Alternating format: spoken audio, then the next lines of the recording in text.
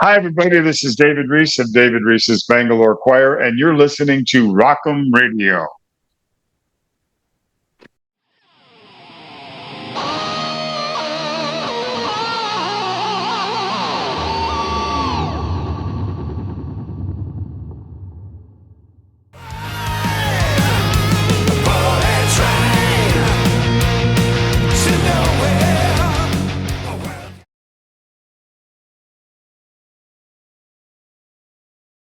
Well, Gino, Hi, David.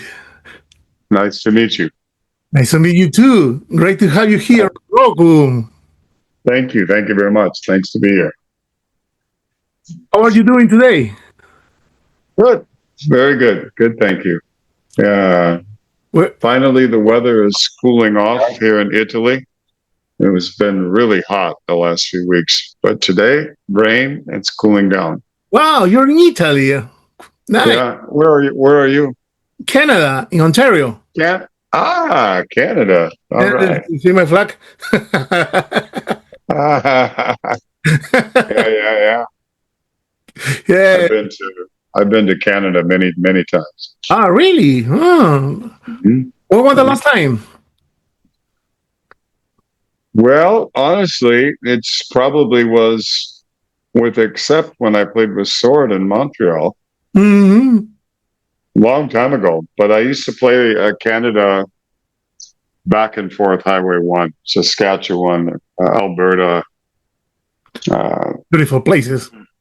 Yeah, we did what they called the hotel circuits. You play 5 shows a night, and then you stay in the hotel. You play like 5 days there, and then you go to the next town. And I can tell you, in the wintertime, especially in the western side, it was rough. Yeah, well, I have the same weather right now. It's raining, is everything dark outside, gray, but better than the hot summer. I'm tired of the hot summer, yeah. Yeah, humidity kills me. I don't mind the heat, but the humidity kills me now. I don't like it. Oh, yeah, I have asthma. Yeah. It's not a good idea, that humidity. Yeah. My wife has it as well. It really affects her. She has to take medicine. Exactly. Well, David, congrats on the new Bangalore Choir album, Rapid Fire Thank you. Succession, on Target Part Thank you very 2, much. Yeah. Thank you very much. and on Brave World Records. Yes. Yeah, I was. I kind of wanted to do that. That was my choice, and I know Giles Lavery very well. Hmm. And we had a long chat. I had offers from other labels, and I said, I like what Brave Words does, and I want to go with the label.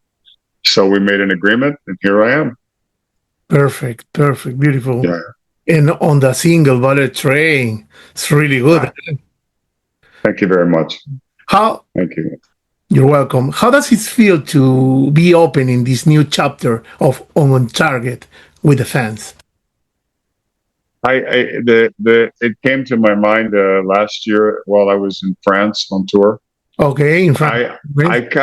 I've been kind of doing solo work for the last few years, and I draw good crowds, but I've been watching what's happening with the audience. I play a lot of On Target songs on stage, Mm-hmm. and everybody knows those songs, and they sing along with them. And many people come to me with the On Target record and want me to autograph it. And I was thinking about branding.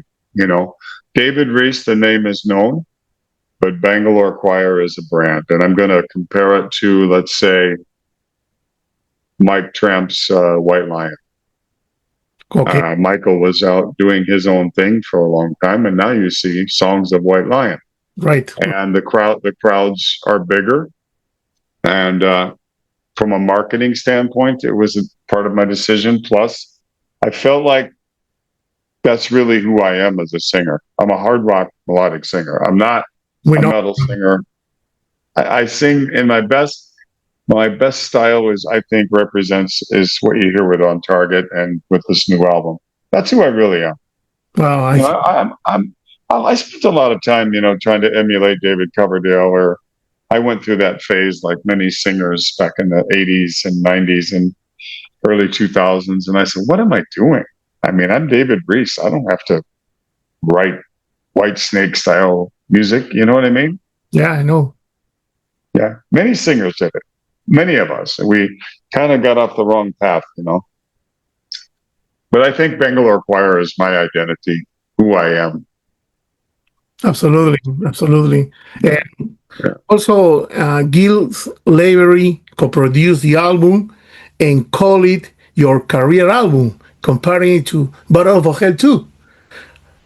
How do you feel hearing those words?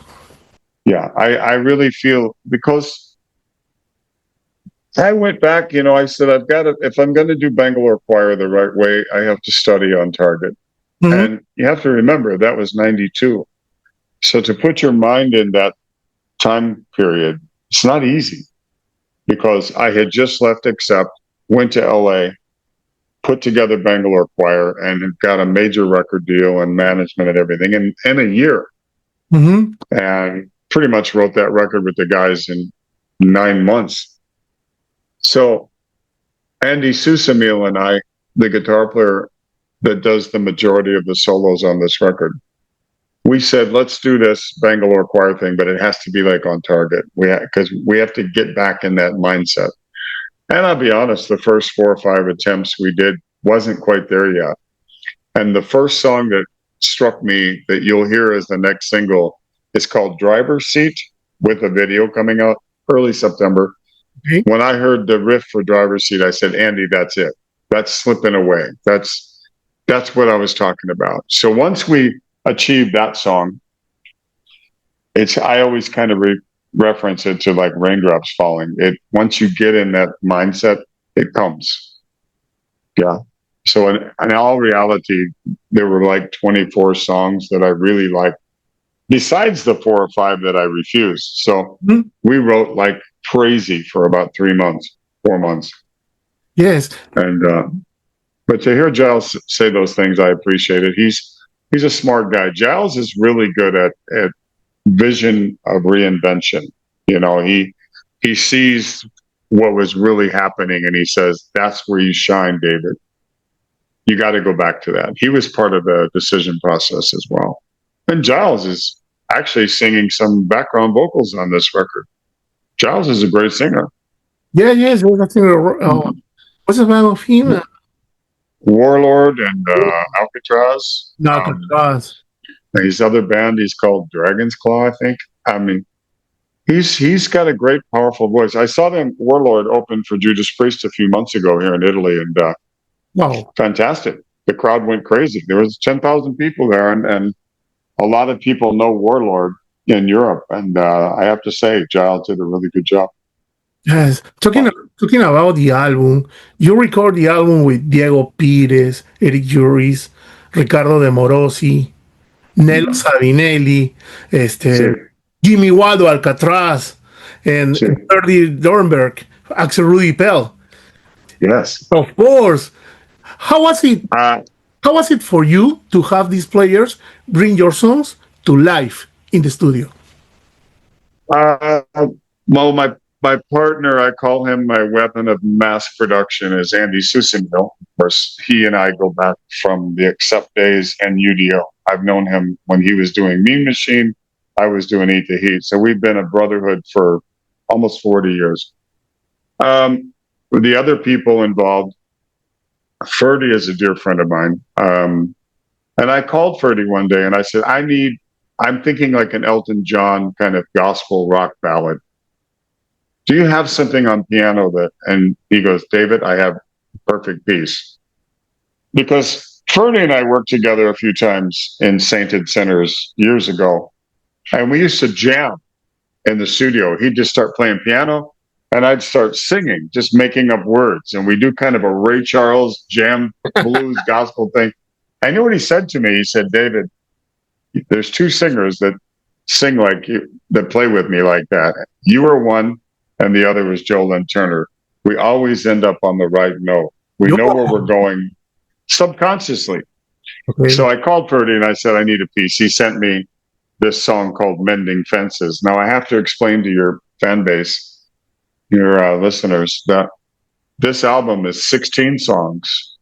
It's Act 1, Act 2 on the same disc. So Act 1 is 8 songs, Act 2, 8 songs. The final song on Act 2 is called Mending Fences that I wrote with Ferdy. It's a nice ending to that Act 2. Jimmy Waldo, I needed some colors on keyboards. He added a piece to a song. Jimmy and I have recorded together. I love Jimmy. I'll be on tour with Alcatraz and Girls School in November and December. So we're kind of like a brotherhood there. Eric and Diego, I met Eric first because Bangalore Choir, I was asked to headline a few years ago in Hamburg at the Market Hall. And my solo band with Nelo and Ricardo and Nelo's brother, I said, we need 2 guitar players if we're going to do a Bangalore set. So I had met Eric Uris that way, and he didn't even know the songs. He shows up in the hotel room. We rehearsed for an hour. He played the show perfect. So I knew he was a gifted guitar player. I recommended him for Warlord because Giles called me and said, I need a guitar player. Do you know anybody that understands this style of music? I said, yeah, Eric Uris. So we've developed a really close relationship. And then I said, I'm going to do this Bangalore Choir thing. I need a second guitarist. He goes, Diego Pires. I've known him and played with him in Warlord. You come see us when we play. I watched those two work together as a guitar team. And it's really hard to find a duo guitar team that works well together. They complement each other. And they're both really cool guys. So on the album, they play a few solos on different tracks, but on every track, I had them re-record the rhythms 3 times Diego, 3 times Eric, because I wanted to go old school in the center, left and right, and all the big rhythm tracks. Yeah. And they did an amazing job. I cannot say enough about those guys. Great guys. And we're all playing in October. We're doing 5 shows in France. Nelo, I, Ricardo, Diego, and Eric will be doing 5 headline shows in France in October with David Reece's Bangalore Choir, which is perfect because we start the 28th, I think, of October, and the new Bangalore Choir record comes out October 24th. So, perfect. You co-wrote Ballet Train with Andy Susemihl, right? Yes, I did. Yes, I did. In your own words, you described it, I love it, with that powerful metaphor of life rushing by like a dog chasing cars. I love it. Yeah. I love that. How did that image come to you, and what message did you want fans to take away? In Asia, for instance, the bullet trains, right, in Japan, they're phenomenal. You travel at such high speed and everything. But what I find for me and in life in general, everything is here today, gone later today. Everybody is in a hurry to go nowhere. Right. Let's just make an example. You see we've lost a lot of great rock stars in the last couple of years. The one that had the most impact was Ozzy. I mean, many famous people have passed that I idolize, like Mick Ralphs and a few others. That they say rest in peace, and the next day you don't hear a word about their contribution to rock and roll. It's kind of no impact. It's like their minds are on something else. I will say that Ozzy, they're still talking about Ozzy's passing, but my whole concept with the record was I used to live in an old farm area, and this dog would chase cars every day. And one day I thought to myself, one day if you catch a car, what are you going to do with it when you catch it? It's kind of like a dog chasing his tail. They never catch it. Exactly. And that's how life feels. I slow down, enjoy the ride, because life is precious. We're here today. We don't know about tomorrow. And that's what Bullet Train's about, I think. Wow. Pressure. It's true. I don't know if it's the society that we live in now, the pressure we live in. I don't know what it is. Everything seems disposable.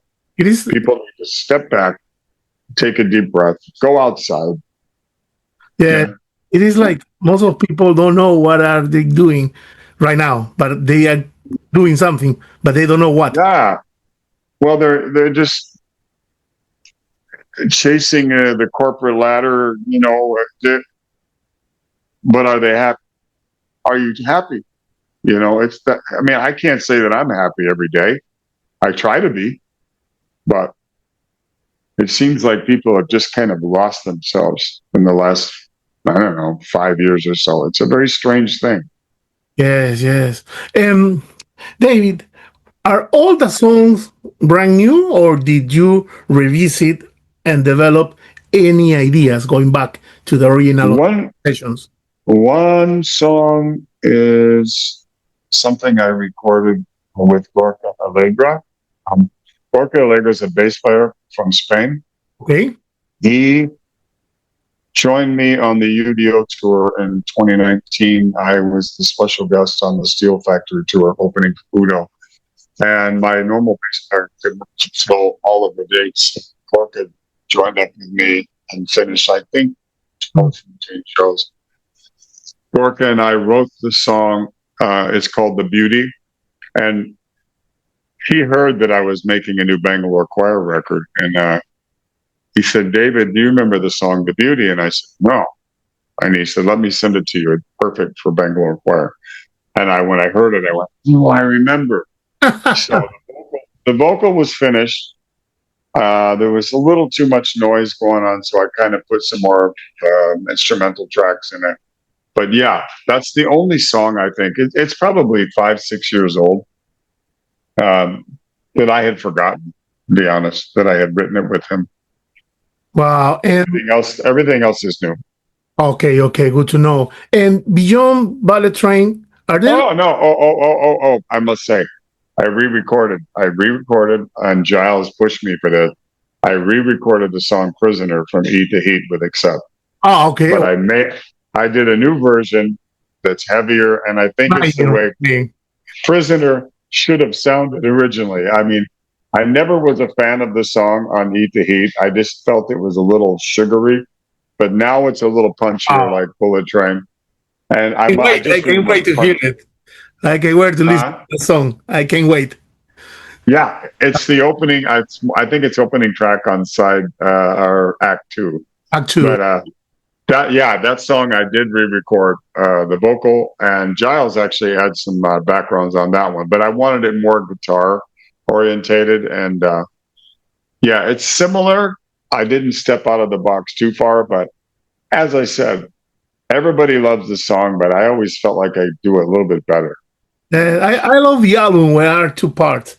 Volume 1, Volume 2, it's amazing. It's like, I don't know, like a book. And I think, well, that was another concept with Brave Words. That's kind of like the Meatloaf story thing. Steinman, let's make this something epic. And funnily enough, I don't know how. I think we're just have enough space to put 16 songs on the CD because of the time restriction. We just made it by like 45 seconds. It's incredible. Wow. The new cover clearly echoes the original On Target style. Who created the artwork? And you did it? Me. It's my concept in my head. Okay. And I have to give you that story as well, which is credit where credit is due. Okay. I knew the woman on the target and everything. I wanted to catch the eye because it's On Target Part 2. So I have done a lot of recording with the band. Some of the guys are from Russia, some of the guys are in Holland, some guys are Italians. They're called Goot. Goot. Goot. I highly recommend the band. They're fantastic people. The bass player, Simon, is a graphic artist. And they came to visit me when I was in production for this. And I said, I've got to have a similar image. So I said, do you see this album cover? The pinup girl kind of visual thing. I need to kind of go retro and get there. And I said, Simon, I'm looking for that. And he goes, let me play with some ideas. So I'll give Simon the artistic, kudo. Okay. But it was my concept, but he took it to a whole level. And he deserves a lot of You're in my end. He deserves a lot of credit. So if anybody's interested, Simon Zoot, fantastic. He's great to work with. He's professional, and yeah. So I had to do everything similar if I'm going to call it, On Target Part 2. You have to go retro, and you have to think nostalgia. Beautiful. And Yeah. David, looking back at On Target in 1992 versus Part 2, what do you feel has evolved most in your writing, lyrically and artistically? Well, I'm more mature as a writer. I always felt that I could write songs. Being in an accept, there was the language barrier, and they wanted to conquer the United States and be more commercialized. So I would offer kind of a street vibe lyric. And Wolf's ex-wife was called Deffy on the albums. Mhm. She pretty much wrote all the lyrics for the band because of the language thing. So that was a battle, but that was when I really got my first start at writing lyrics and melodies to records and learning. I've improved, I think. I've never been a fan of like, whoa, whoa, baby, baby, baby. I like lyrics that say something Okay. that are subjective. Like your interpretation of Prisoner might be different than mine. Bullet Train, we just explained it. But I like to write lyrics that are, it means this to me. And then somebody said, well, I thought it meant that. And I'm like, it could mean that. You're right. So I feel like I've matured there. I like to write meaningful words. Anybody can write party rock.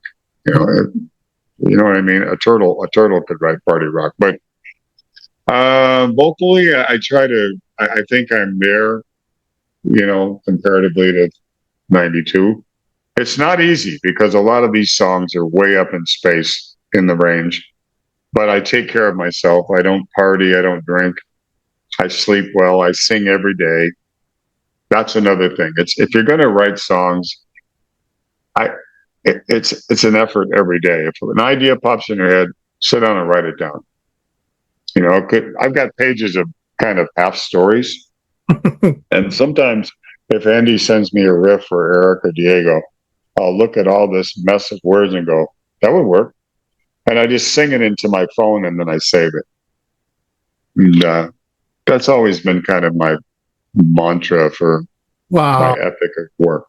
But I will say Accept taught me, from going from a cover band singer into a band of that stature, that's when you get into big leagues. It's time to get to work and get serious, So I carried that from Accept into BC, the first album, and since then with my career. But yeah, I think I answered your question. Yes, of course. It's a hit. Comparing. Yeah, it's similarities. There's a song called Still the Same on the record. It's Freight Train Rolling. There's Driver's Seat is Slipping Away. There's another one called, oh God, my mind just went blank. How Does It Feel? It's kind of got an Angel in Black vibe to it. So yeah, there's similarities because I knew I had to go there, but I didn't want to do it identically, because of course everybody would criticize me. Well, you just wrote another On Target, So I think I've grown, but I don't take all the credit for that. I mean, the rest of the players, especially Andy, his gifted writing ability and guitar playing, it's amazing. Right. And don't forget, Mario Percadani and I wrote 3 songs on this record. Mario played with Hardline, and he's an amazing guitar player, great singer, and he's really hard to work with because he wants the best from me vocally. When I'm behind the glass with Mario Percadani, if I'm not selling the song to him, he'll tell me, no. And we've got another track out of the 3 that we wrote together. It's called I Never Meant To. It will be the 3rd single. A 3rd single. And this song is about my life and my relationship since my divorce. Mm-hmm. my first marriage, my kids. It's a really personal ballad. And I think it's the one that will cross over, just not straight with metal radio or hard rock radio. It's got more of a contemporary vibe, and Mario is amazing at that melodically. So I don't want to leave out Mario. He was part of this as well. Okay, good. And David, Eat a Hit from 1989 has been reevaluated by many fans. How do you see that album's impact on Accept and late 80s heavy rock today? It's a strange thing, brother. Gino, when that record came out, the original fans hated me terribly, and the new fans loved me. There was no middle. Okay. A lot of the dedicated German fan base thought it was a sellout. Why did you change Udo? He's our man. And I believe Udo it's my opinion, he's a dear friend. I've always believed. Because what you must understand about the European audience, they're loyal to the group they follow. You could put out a couple of lame records, but they'll never abandon you. Whereas in America or North America, you know how it is. If you put out a stinky record, they forget about you. But the difference with the European audience is that they're very loyal. They stand by you from the day one to the end. And as a matter of fact, with Udo, we used to go see him play before Eat the Heat was released when he had his solo band. And one night I asked the management, I said, what is it about him that everybody loves? And they looked at me and they said, he's one of them. And it hit me like a dump truck because he is. He is Solingen, Germany, homebred, one of them. And here I am at the time, in fabulous physical shape, dyed blonde hair, getting the girls. Wasn't what Accept was. So some people took it offensive. But I will say, to answer this, the strange thing about this record is they re-released Eat the Heat, like 3,000 orange vinyl reissue, while I was on tour with Udo on the Steel Factory tour. And every night somebody would come up, more than one person, usually at merchandise, and say, would you sign this for me? And I'm like, oh, Eat the Heat. And they go, I really hated this when it came out, but I have to say this record is great. It's grown on me. Okay, 30-something years later, that's fine. But I play Ecstasy live. I play Generation Clash live.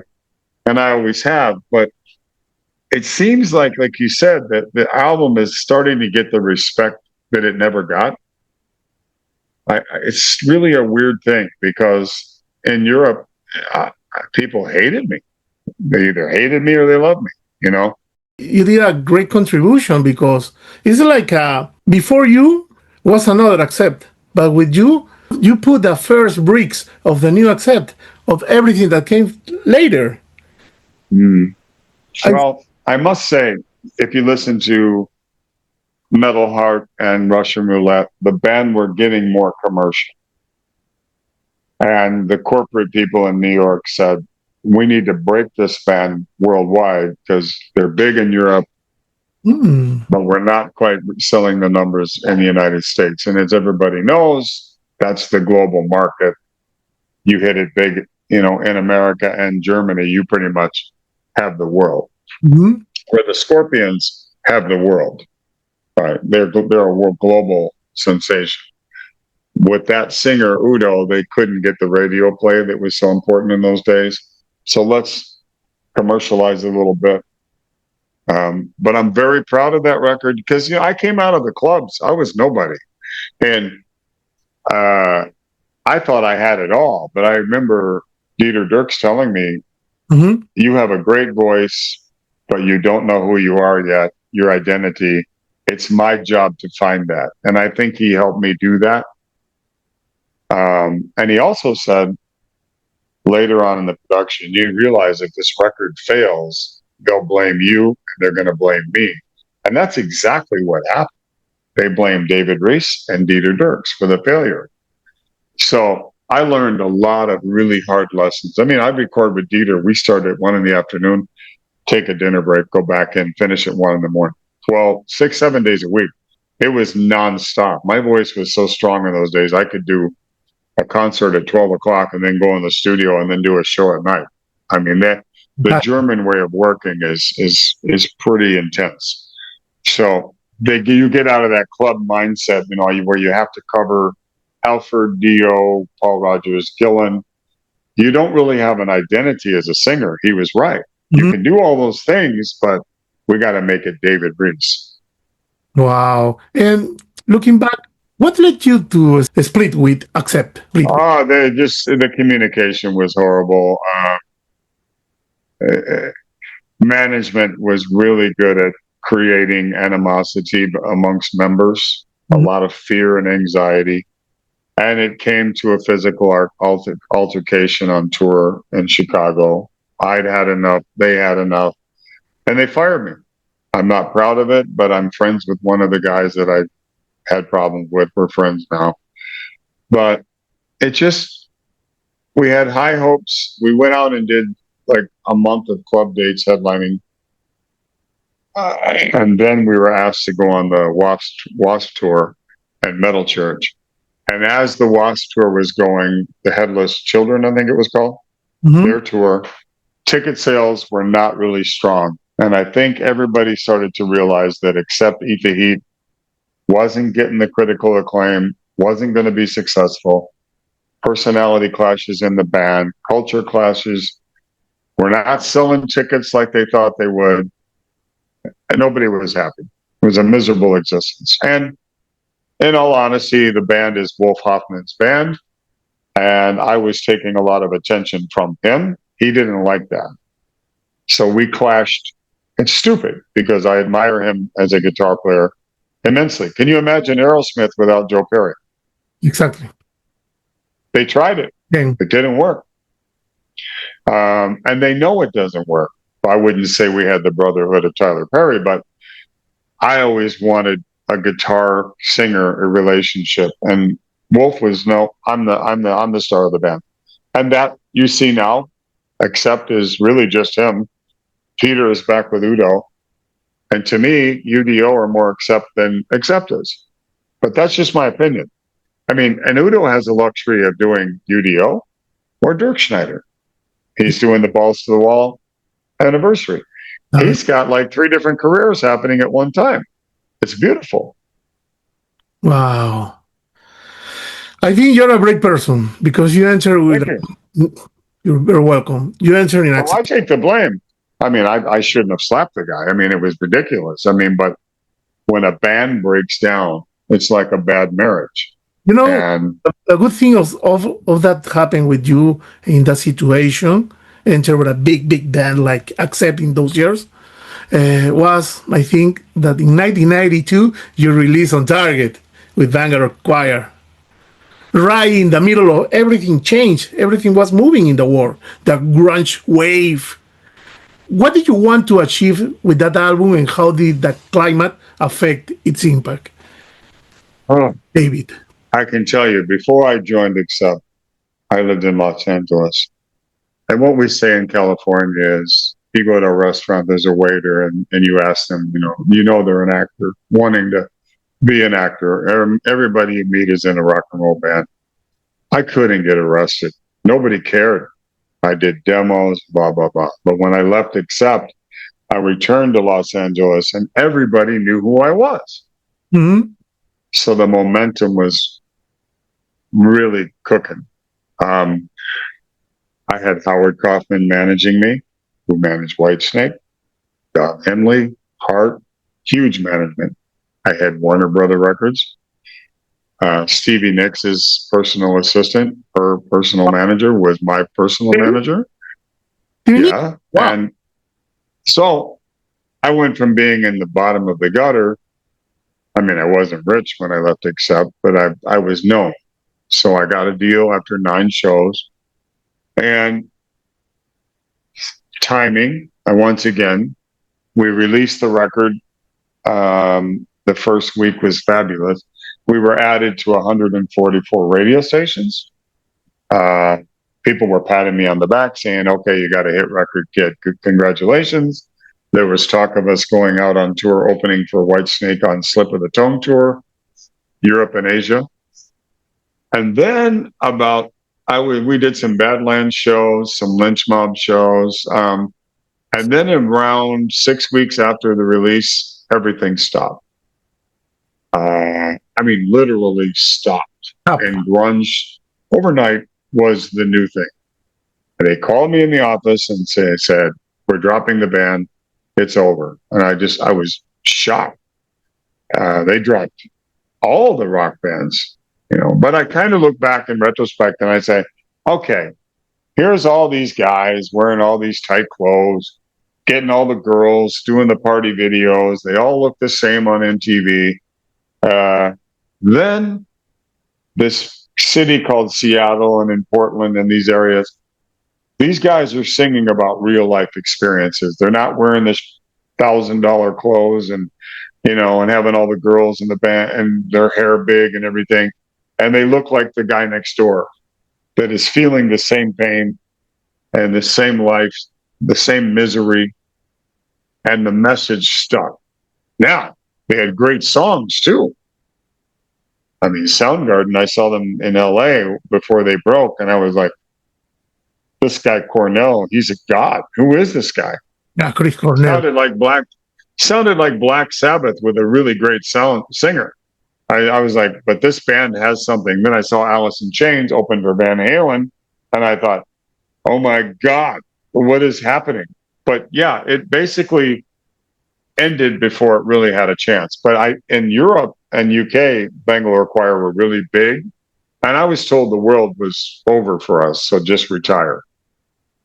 Had I known that, I would have brought the band to Europe and played all over Europe, UK, because grunge really didn't touch the European shores for like a year later, 2 years later. Mm-hmm. But I knew deep in my heart that grunge was going to be one of those things that lasts 4 or 5 years. And I was right. It's, it kind of died, killed itself off. It was a phenomenon, and then it ended. And sadly, if you think about all of those great singers, Lane, Chester, Chris, they're all gone. Exactly. So the survivors are Eddie Vedder and Anthony Kiedis. That's all. I think isn't that remarkable? It's incredible. It's nuts. Scott Weiland. All fabulous frontmen, great singers, gone. The record label, they should share the promotion, the marketing. They should share the promotion. It's about money. It's about money. It doesn't matter. Doesn't matter. It's money. I have a possibility of going out on a co-headline tour with Babylon AD. Mm-hmm. And I was talking to the agents and managers, and I have to give a great shout out to Brave Words Records and Michael Brandvold. He's doing media work for Babylon and me, obviously. And I was talking to them about how overdone these tour packages are in America, where we're talking about touring together. It's the same band, same 4 bands every time they come through. And I've had so many fans say, why don't you come over and play America? Of course, I would have to use the American band because of financial reasons, which I already have lined out. But promoters need to give these bands like me and others a shot at these festivals and these tour packages, okay? Because you can only have those 4 same bands every year, 3-4 times a year, come through your territory before people get tired of spending that $50 to $75 a ticket and they're playing the same set list. For God's sakes, let's put some life back in rock and roll. Yeah, absolutely. So we're working on that. For late March, early April, maybe we can do a double headline tour together and have another band that's people know, a 3-band package like we're doing with Bangalore Choir, Alcatraz, and Girls School over here in Europe. We've got a lot of shows. Yes, David. How did you first get involved with Sircle of Silence? That's part of the the grunge thing, where I've told this story a million times, but I'll tell you. I remember being at a barbecue party. I used to rehearse at the same place that Ronnie Dio did, and a lot of bands. And the woman that owned the rehearsal area had a barbecue. And I was in the kitchen, and Janie Lane was there. I think Stephen Piercy was there, Fred Percy. All those guys were there, and we're all looking at each other going, what are we going to do? It's over.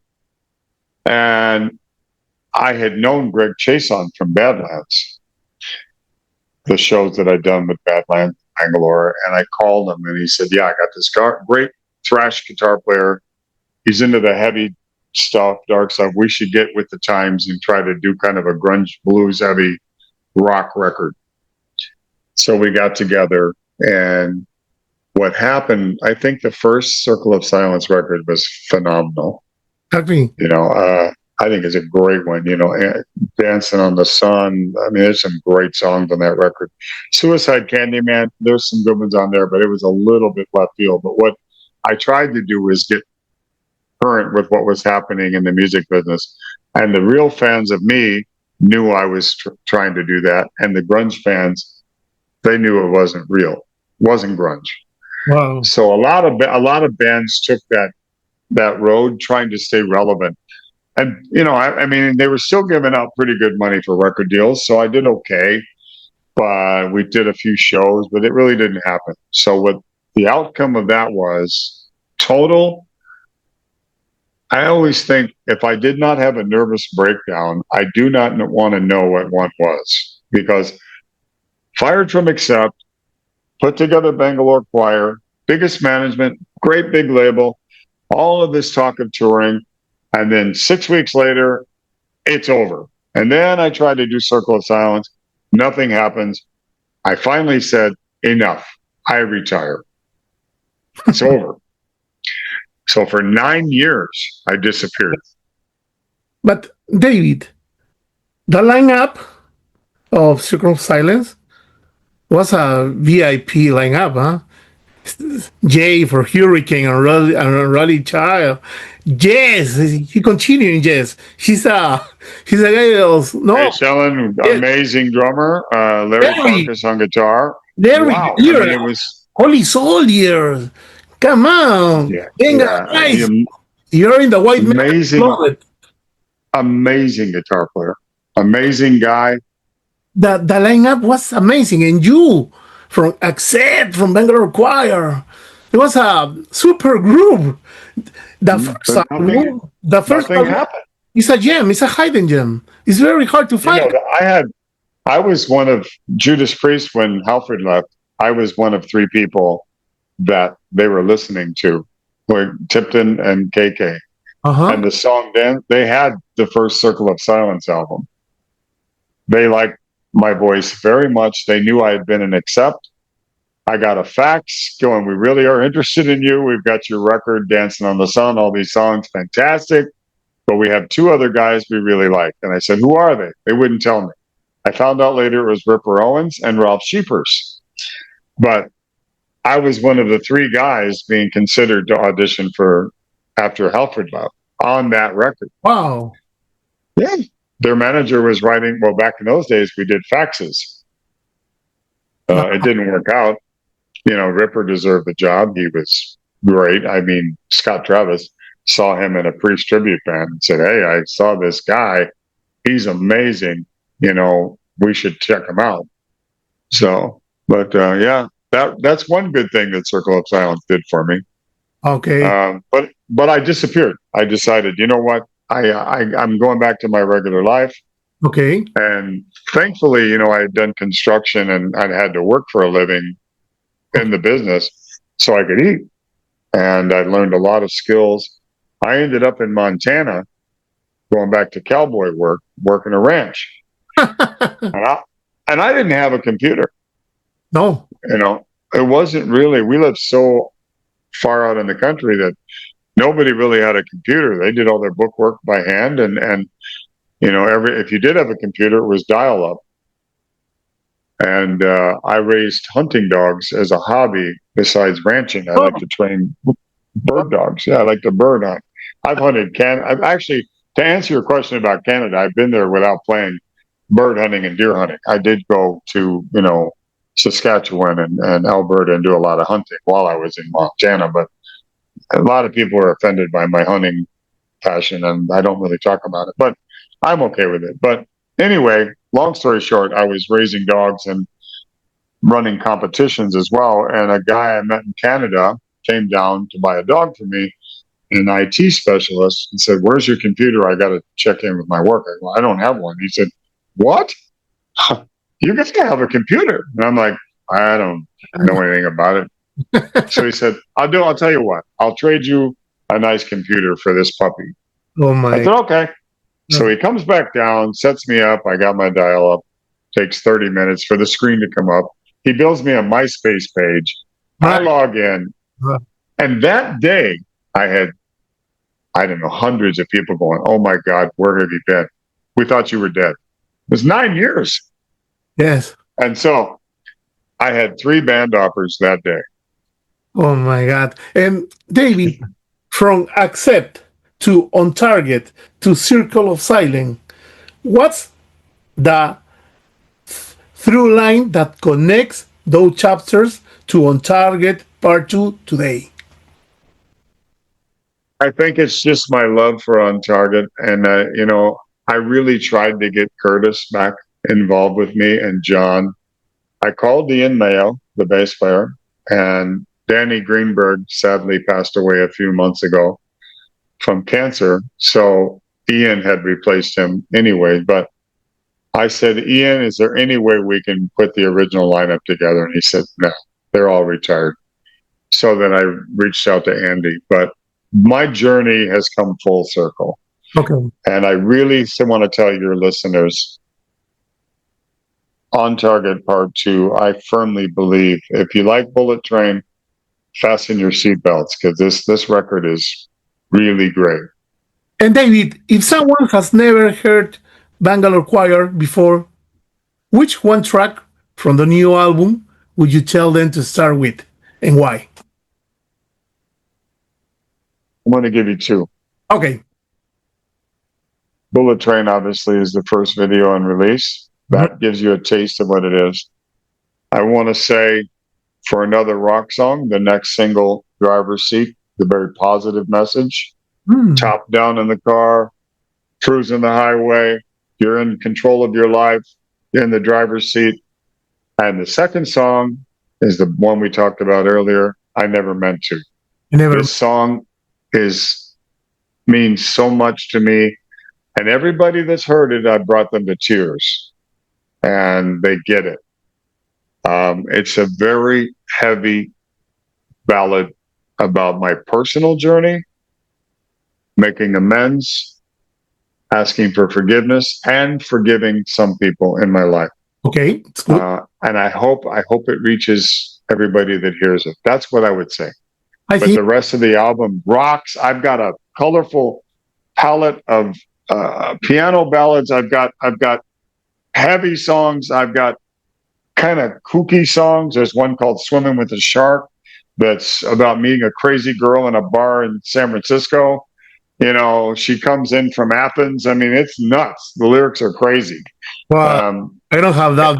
This is gonna be a personal, super personal album. Great, fantastic. I want to know. I want to. I can't wait till you hear it, man. Yes. You know what we should do? We should do another interview. Like maybe do Act 1 podcast, and then we could do Act 2 after you get the full album. Perfect. We can talk about that. I love that 2 parts, but it's like a 2 chapters. It's like absolutely. Sometimes it's like a Lord of the Rings, Yeah. To figure it out that. Yes. Lord of the Rings. But 1, 2, trilogies. 3. Yeah. You got to keep. Yeah. Absolutely. The lyrics are fantastic. Oh my God! And finally, David, what message would you like to give to the Rockum audience and to fans around the world waiting for this album? There's a lot of things I could say. First, thank you to you and your passion and keeping the music alive, because I believe there's two kinds of musicians. There's the players and the listeners. My fans, how do you thank people that stay with you for 40 years? It's a feeling of the gratitude I don't have the words for it. When somebody comes up to me, I actually, with the Bangalore Choir, back to that, the first album, I played a show in Europe, and I won't say who it was. He handed me the record to sign, and he said, "This song saved my life." I said, "What?" And he said, "I was going to commit suicide, but what you said in the lyrics saved my life that night." I didn't know how to react. I started crying, and he was crying, and he hugged me. I mean, really hugged me. I walked out of that show going, "Oh my God, I've never heard anything like that before." So that made me just feel so grateful. The people that believe in me, I thank them from the bottom of my heart. My wife, my kids. And for now in my life, I'm a comfortable human being, because for many years I was not comfortable in my own skin. Giving up alcohol for all these years was a great blessing. You don't have to do that to yourself. Rockers out there, you don't have to party. Write music, rock on stage, go get crazy on stage. Lifestyle. Yeah, if you believe in your music, that's all that matters. Don't be discouraged, because these days we're actually got the blessing where we can release it ourselves. We don't have all these people saying, "Oh, we're not." Keep fighting, like you said about me. I'm the weapon of mass production. I can't stop. I'm not. Maybe I'm too stupid to quit. It's like a rodeo rider, a bull rider. One day they tell them, "Hey, you break your neck again, you're going to be in a wheelchair." But they got to do one more ride. It's like me. Thank God I can still sing a little bit. Until that time comes, I'm going to say, if I get to where I have to use backing tracks and stuff, I'm going to retire. I'm not going to do that to the fans or myself. I'll know when that time comes. But right now, I've got a hell of a ride happening. And I'm so proud of this record, proud of the team, thanking you from my heart. I thank all the fans. That's all I can say. Beautiful. And it's true. The music can save lives. Yeah. It's a beautiful thing. How many emotions can you feel from a song? Sadness, anger, happiness, Life. Energy. Oh God, I get in my car and I'm so angry. This guy's driving like crap. Crank my radio. Exactly. Get in a fight with your friend. Get in the car and you forget about it.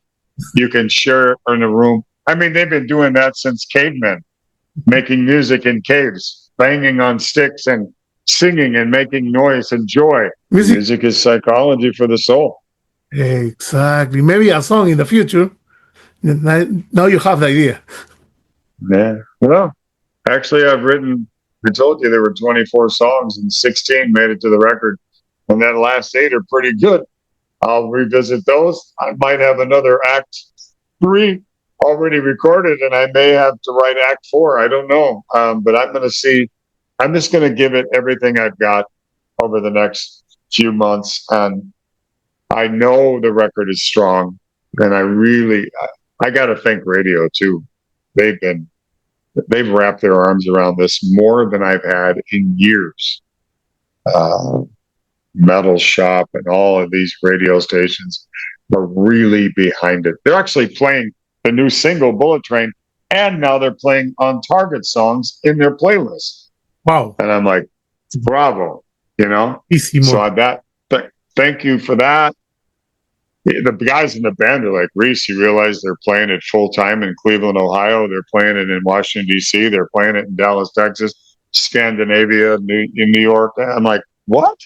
Every day. And I'm like, this is great. And shout out to Brave Words and Michael Brandvold and Henderson and Brian Adams. All those guys they believe in me. So that helps a lot. Giles Lavery, a lot. I thank them from my heart. Yes, and I believe in you too. I believe in you, brother. Perfect. Well, Okay, Gino. thank you so much. See you. Thank you very much, and good luck, my friend. Well, my friend. Write me back. Let's do another interview with when the album comes out. Maybe we can do 2 separate ones. Okay. I will do it. Ciao. We will do it. Ciao. Ciao. We can do it. Ciao. Ciao.